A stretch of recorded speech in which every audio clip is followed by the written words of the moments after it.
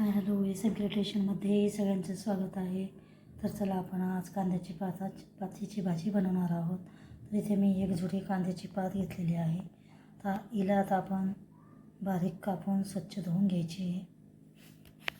तर इथं बघू शकता आता आपण कांद्याची पात ही अशी बारीक कापून घेतलेली आहे. त्याच्यासाठी मी इथे 1 वाटी भिजू घातलेली आहे. इथे बघू शकता आपली डाळ अशी छान भिजलेली आहे. इथे बघू शकता आपण कांद्याची पात अशी बारीक कापून घेतलेली आहे. मुगाची डाळ आपण अर्धा तास भिजवून घेतलेली आहे. तर चला आपण आता कांद्याची पात कशी करायची ते बघूयात. तर आता आपण कांद्याची पात बारीक कापून तिला स्वच्छ धुवून घ्यायची आहे. हाय हॅलो, तर चला आपण आता कांद्याची पात कशी करायची ते बघूयात. आता आपण इथे गॅसवर कढई ठेवून घेतलेली आहे. त्याच्यात 2 चमचे तेल टाकून घ्यायचं आहे. तेल तापून झालं की आपण अर्धा चमचा मोहरी टाकून घ्यायची. तर आता आपलं तेल तापून झालेलं आहे. तर आता आपण अर्धा चमचा मोहरी टाकून घ्यायची.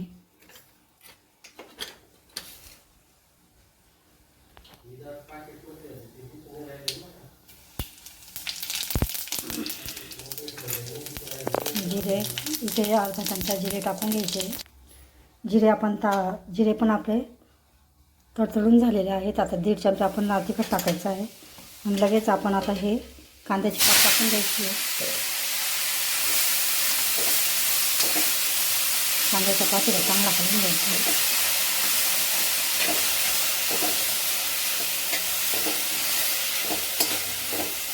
फोडणीमध्ये कांद्याची पात चांगली मिक्स करून घ्यायची. लगेच आपण आता डाळ पण टाकून घ्यायची फोडणीमध्येच. अशा पद्धतीने. तर इथे बघू शकता आपण मुगाची डाळ पण फोडणीमध्ये टाकून घेतलेली आहे. थोडी हळद टाकायची. इथे मी थोडी हळद पण टाकून घेतलेली आहे. तर आता हे छान फोडणीमध्ये मिक्स करून घ्यायची कांद्याची पात आणि मुगाची डाळ या अशा पद्धतीने.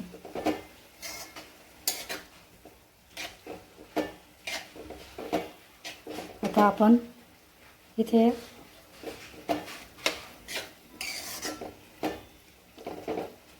ही कांद्याची पात आणि डाळ अशी 10-15 मिनटं चांगली शिजवून घ्यायची. तर आता इथे आपण अर्धा चमचा मीठ टाकून घ्यायचं आहे. ते बघू शकता. मीठ टाकल्यानंतर चांगले मिक्स करून घ्यायचे आणि याच्यावर झाकण ठेवून आपण 10-15-20 मिनटं शिजवून घ्यायची. याला या आमच्या पाण्यामध्ये शिजू द्यायची.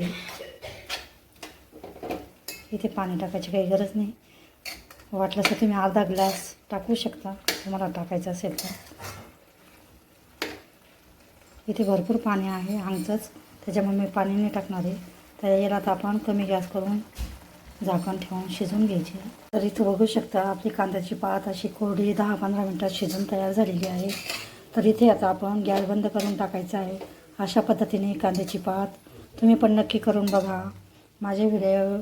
माझे जर व्हिडिओ आवडत असतील, रेसिपी आवडत असेल तर चॅनलला लाईक करा, शेअर करा, चॅनलला सबस्क्राईब करा. व्हिडिओ बघितल्याबद्दल धन्यवाद.